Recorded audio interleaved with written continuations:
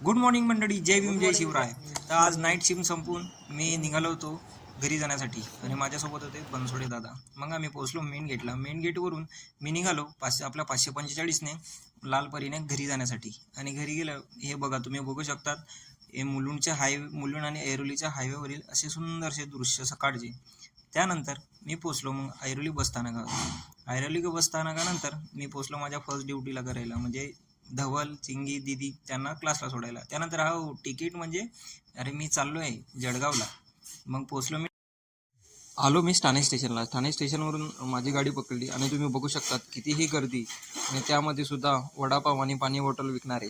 आणि मग कशी तरी मी जागा वरती मिळवली वरच्या बाल्कनीवर. त्यानंतर पोचलो मी भुसावळला. हो, गाडी ही जळगावला थांबत नव्हती म्हणून मी भुसावळ पोचलो आणि संध्याकाळी पोचलो जळगावला.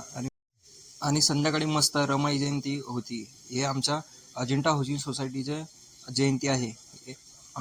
माता रमाईंना अभिवादन करून आपला ब्लॉग इथे संपतो. भेटूया नेक्स्ट ब्लॉगला. जय हिंद.